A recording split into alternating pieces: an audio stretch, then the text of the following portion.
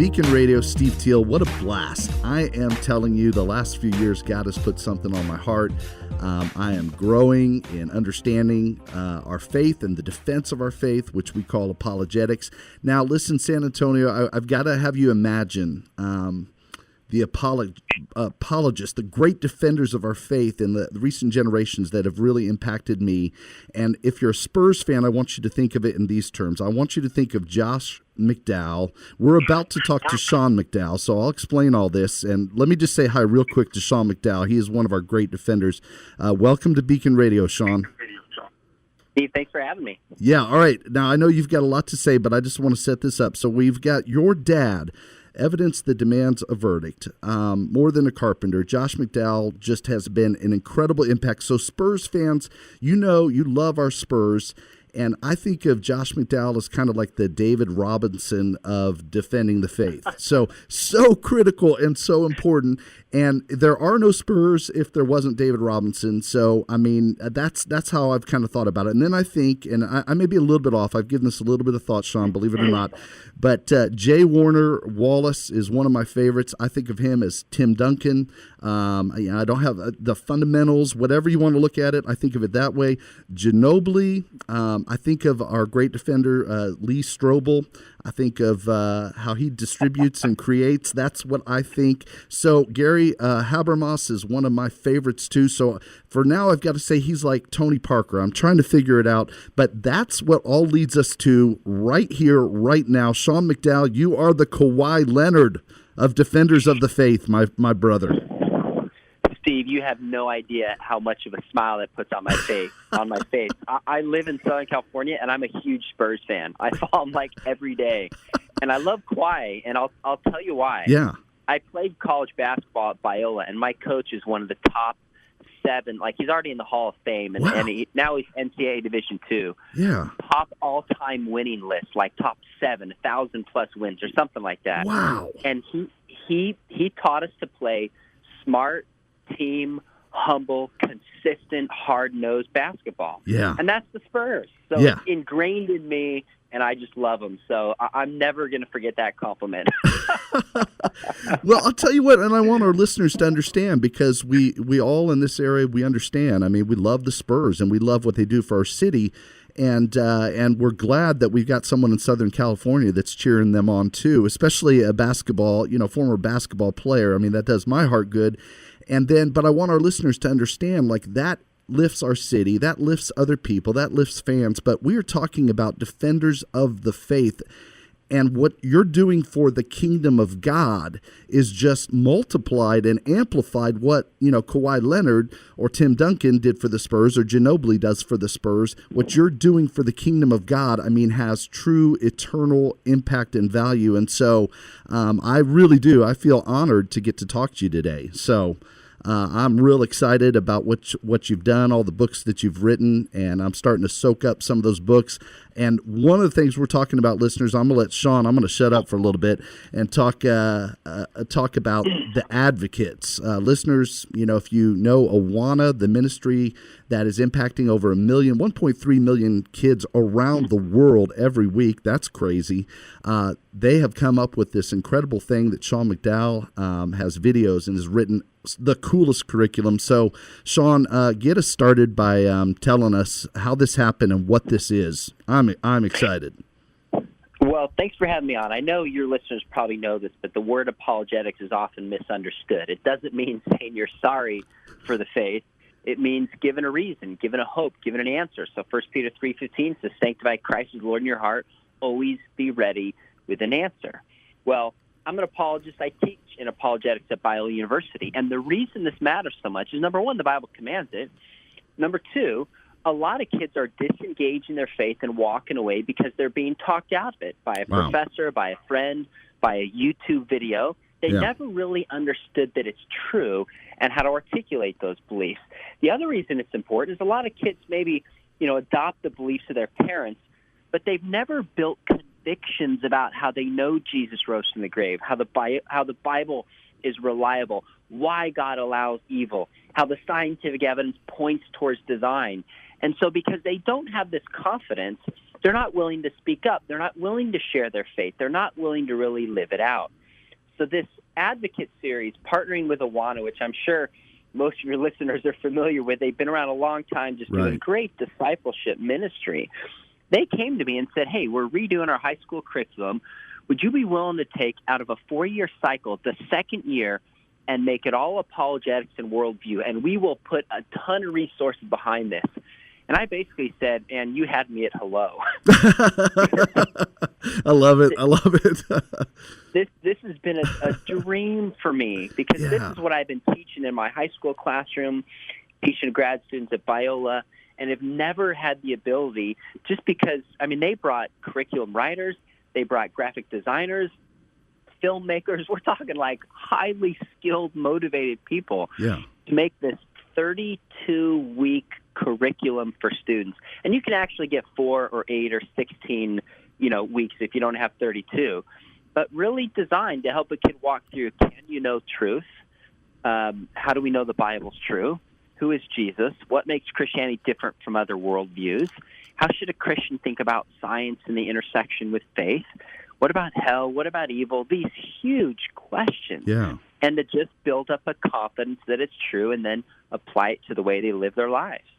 Right. Yeah, and I am really fired up because I think about, and obviously you're a sports fan, I'm a sports fan, and a lot of people are, and I think about our kids. I think about putting them through, I had one daughter who did club volleyball, which, all throughout high school and middle school. I have a son who did soccer, club soccer and all that travel, and I think about how we pour these resources into our kids to get better at sports, physical training, which is of some value, but what about these things? Like, this is an opportunity for students like my high school senior now, who can really strengthen their faith, which is now more important than ever, especially as he's getting ready to be in college classes where he's going to have these differing opinions that are coming at him and maybe shooting him down. So I am just incredibly excited about what you've done and what your team has done as well.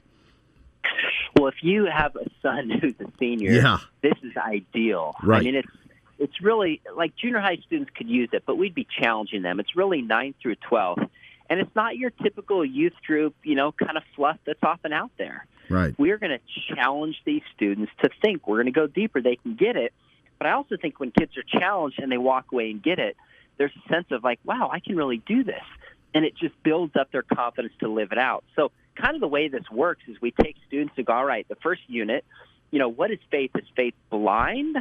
Or is faith actually built upon reason? We talk through that. We talk through truth. Can something be true for you but not true for me? We walk through kind of these introductory questions, like, are Christians supposed to use their minds and actually think about this stuff? And then we jump in and we look at different worldviews. So naturalism, pantheism, monotheism. And then we start to actually critique them and say, could one of these worldviews be true? Yeah. So then we look at some of the scientific evidence and how that points towards design, from DNA to the fine-tuning of the universe. We actually do really cool stuff, like we look at beauty in the universe and how beauty points towards there being a divine artist. We look at how the moral law points towards there being a moral lawgiver. And then we look at the evidence for the Bible, the resurrection, the historical Jesus, and then answer some of the toughest questions that are out there. And then we walk through some of the common, objections people have, and then give real practical steps for kids to put this into use.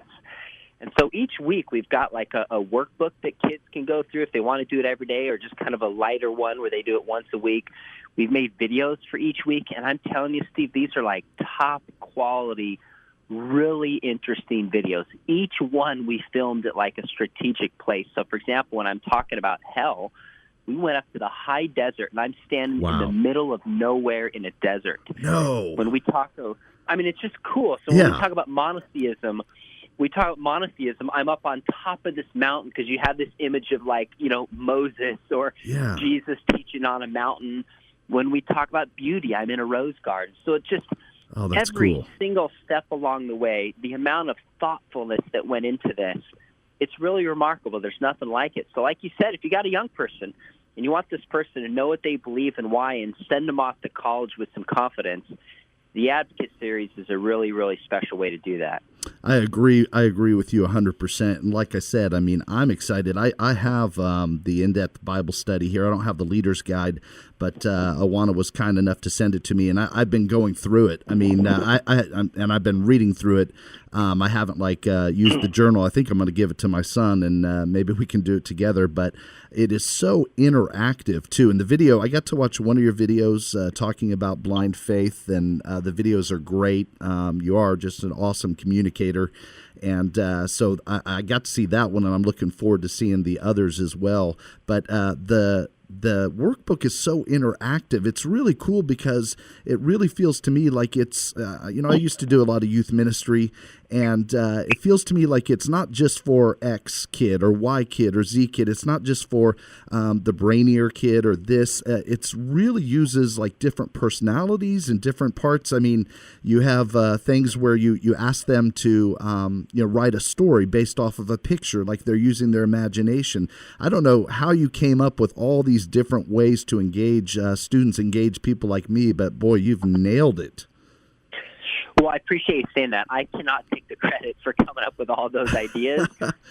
This is where the AWANA team was so helpful because, AWANA has a history internationally. I mean, hundreds of thousands, if not in the millions of people, and especially young people they reach with very creative methods. So I have the apologetics. I get to teach through this, but they had creative people come around me and say, okay, how do we engage all different kinds of kids, the artistic kid, the math-oriented kid, the athlete? And I think we bring that variety. But here's the thing. You mentioned about going through with your son. The way we design this is there's a lot of adults, youth pastors, parents who homeschool, teachers who feel like they wish they knew more apologetics, and apologetics can be intimidating.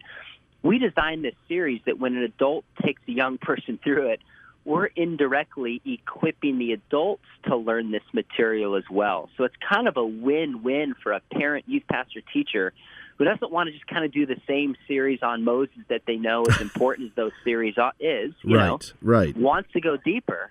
That mom or dad or youth pastor, teacher, whatever, mentor will learn while they're going through it as well. Right, and I can see that, and it's really brilliantly done. I mean, you can just see, and I appreciate how the team has done it. Congratulations to them. And let me say something, because if they're listening in to hear this interview, I got to correct myself. I mean, I think I said over 1 million kids. It's 3.5 million kids and 119 countries around the world. That's just ridiculous. And, I think of one of my daughters was involved in AWANA when she was kind of in middle school and younger middle school, and she really got into scripture memory, and it still impacts her today. But I did not realize that AWANA, really continues to impact youth going into high school, and this program is just really incredible. So, listeners, we're talking to Dr. Sean McDowell. He's the author of about 1 billion books. I think it's over 18 that you've authored and co-authored. And I'm really enjoying getting into your writing, and really an expert, and this is why I'm calling him the Kawhi Leonard of defending our faith and apologetics. So talk to me, okay, as you think about advocates, and I mean, almost a year long, 32 weeks is great. When you think about it, is there one video or one lesson that like you're just a little bit more proud of, or just kind of stands out to you? Man, I'm glad we really hit on this. I know that it's all important. So I was just sitting here thinking, I hope he asks me that question, honestly. Really? And seriously, because there's a couple that I think are so unique. I'm gonna give you two. Yeah. So oftentimes what apologetics has done, people will talk about science and faith, talk about the evidence for the Bible, and talk about things like evidence for the resurrection. All those are vital. Right. But one thing that's often left out are certain things like, how does free will point towards the existence of God? How does beauty point towards God? How does the existence of story point towards God? Yeah. Now, when we sat down and started planning this, Jeremy Pettit, who is in charge of the program at AWANA, we looked at each other like, do you think we could pull this off? And I'm like, you know what? Let's just try it. So we did two that I love. One in particular is on how our storytelling nature points to us being part of a real objective story. Yeah. So think about what we do when we're human beings. We like campaigns are stories about people. Movies are stories. Songs are stories. You talk with somebody and you tell stories. Yeah. Human beings see their lives through stories. Mm-hmm. Well, evolution can't explain that. You don't need stories to pass on your genes to the next generation. Maybe we tell stories and see our life through a story because we're actually a part of a real story. Yeah. And I think that makes sense. Now, that doesn't tell us the Christian story is true, but it tells us atheism, in which there's no storyteller, is false. Right. And that the best explanation of reality is, yes, we're a part of a story, and there is a storyteller. So I explain that and teach it sitting in a movie theater, munching on some popcorn. You're making me hungry. Oh, exactly. And it's just such a cool idea for students to make those connections they don't make. And then the other one was like on beauty that I mentioned earlier, and how I think, a lot of people say, well, the idea that a rose is beautiful is subjective, or the idea that a sunset is beautiful is subjective. Beautiful for you is different than beautiful for me. But I think when we stop and think about it, we don't actually talk that way. When I say to my wife, you're beautiful, I don't mean that's just my opinion. I mean there's something about her that has the characteristics of beauty. A sunset is beautiful within itself. Mm-hmm. A landscape is beautiful. Well, there's actual real beauty in the world we live, and that, again, doesn't make sense on a Darwinian perspective. Why does there have to be beauty to pass on your genes and fight for survival? You don't need beauty. Right. It's superfluous. Well, there's beauty because there actually is a divine artist, and the Bible talks about God's character being beautiful. The temple was beautiful. Angels are beautiful. So when we look out and see the beauty that's in the world, yes, it's been affected by sin, but it points towards there being a real divine artist who's made us to appreciate the beauty that's ultimately found in his character. So I teach on that as I'm walking through this beautiful rose garden, trying to get students to make these connections. So those are two of my favorite ones. Man, those are fantastic. I love that. That's kind of a fresh angle and a new angle, it feels like to me, that you've come up with. That's really cool. Well, let me ask you this, and I know we've got about 5 minutes or so, but when it gets down to, and I haven't gone through the whole book, and again, it's just so good, listeners. It's really good. This is the Advocate series from AWANA. When you get down to practical, because I know you're very practical in dealing with your students, and not to scare any students off, but what is that going to wind up looking like kind of near the end? Are there some challenges for them that aren't just about them really investigating for themselves, or what does that look like, Sean? Well, oftentimes in say Bible studies, it'll be one of two things. It'll all be just like theology, learn this, and no application. Yeah. Or people jump to the application and Christian living, but don't give the theological or philosophical or apologetic background to why we should live that way. Come on. I just got to say preach. Come on, man. Bring it. I'm sorry. You're on a roll, and I'm stopping to go. Keep going, Sean. It's great. Well, I mean, you look at Paul's writings, and he goes into deep theology in books like Corinthians and Ephesians. And then at the end, he always shows how that theology informs the way we live and informs our relationships. Now, this study is primarily an understanding worldview knowledge study for students. It'll change the way they read the scriptures, change the way they look at science, change the way they look at beauty, give them confidence in their faith. Now, the last unit in particular, we talk about things like, okay, now how do you, with this knowledge, what do you do when you get questions you can't answer? What do you do with things like doubt?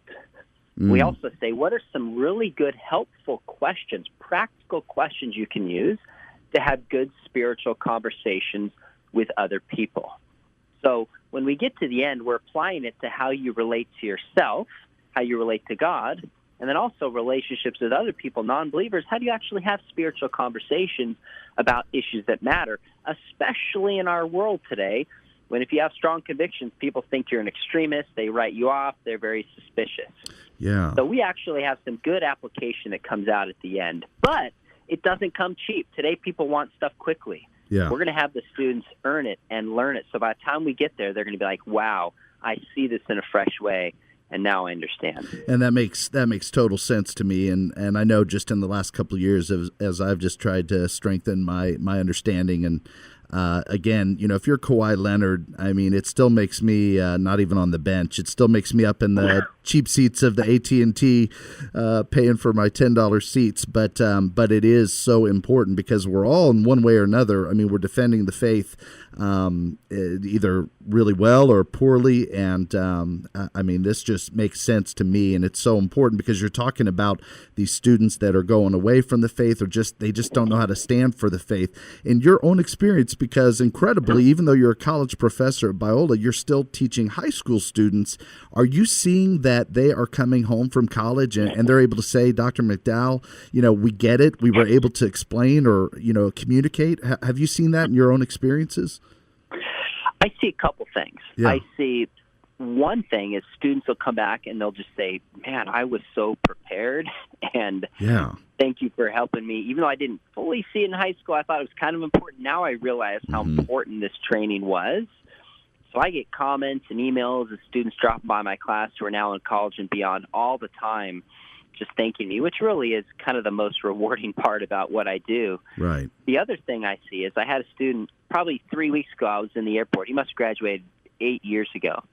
And I saw him, and he came up, and we started talking for a while, and I realized he was trained in apologetics pretty well. Yeah. He kind of went through a rebellious phase, had a hurt period, started walking away from the Lord a little bit. And in the past 6 months, he's been coming back. And I said, well, what was it? He said, honestly, in your class, I just knew it was true. I didn't want to live it, but I just couldn't shake it. Yeah. And I kept coming back knowing that it was real. My goodness, if you can just instill that in a young person, that can change the trajectory of their life. Absolutely, absolutely. Awesome. All right, that is Dr. Sean McDowell. The series from AWANA is Advocates. If your church isn't involved in AWANA, and this is a great time to get on board. An incredible series that you guys have put together. That's Sean McDowell, the Kawhi Leonard of Defending the Faith. And, Dr. McDowell, really appreciate your time and what you are doing for the kingdom. And like I said, the Spurs do something for us as sports fans, but what you're doing for the kingdom, man, eternal value and just make an incredible impact. Thank you so much. Hey, you're awesome, Steve. Anything for a fellow Spurs fan. I love it. Hey, we want to get you down here to San Antonio. I want to take you to those cheap seats. So you got to get down here and watch these Spurs sometime. When are you coming down?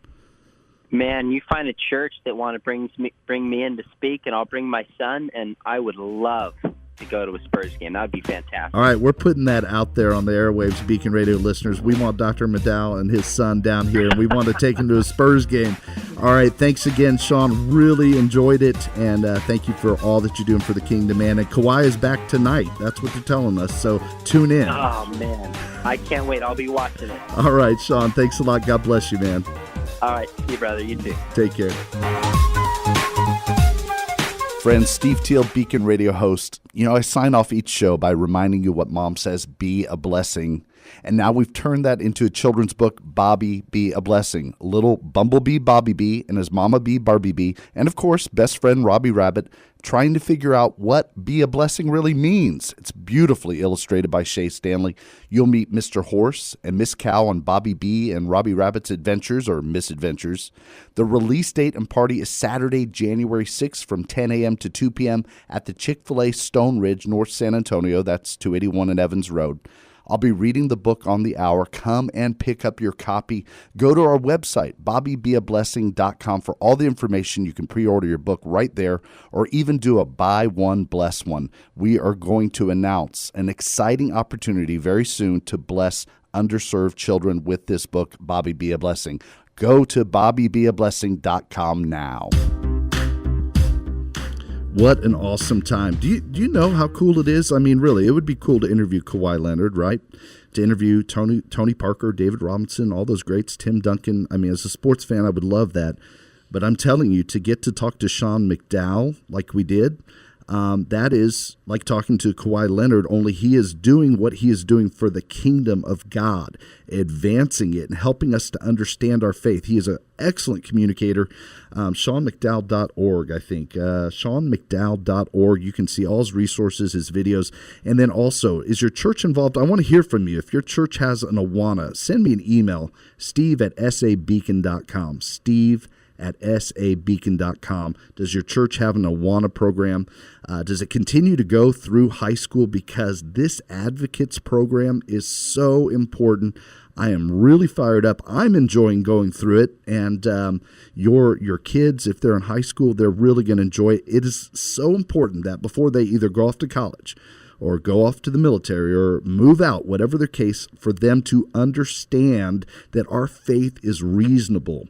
Our faith makes sense. There is evidence, strong, compelling evidence for the resurrection. There is strong evidence that there is a creator, and it all points to the God that you and I worship and love. And we get to build this foundation through Advocates and Dr. Sean McDowell. Man, can you tell I'm fired up? I'm excited, and what a blessing to talk to him. And I just want to say thanks to Keith Leslie, the executive producer of Beacon Radio, for allowing me this opportunity to get to talk to difference makers like Sean McDowell and Candace Curry, and then also this incredible team at AM630 The Word, right here, the incomparable Roland Ruiz, extra mile guy every time, Chris Lair, Shemaiah, all of them, Carlo, they just all do an incredible job. I'm just grateful for them. So blessing upon them and this great radio station. Hey, next week we'll be back with more difference makers. You don't want to miss it. Saturday noon on AM 630 The Word, right here. I'm Steve Teal. This is Beacon Radio. This week, seek God, and then remember what Mom says. Be a blessing.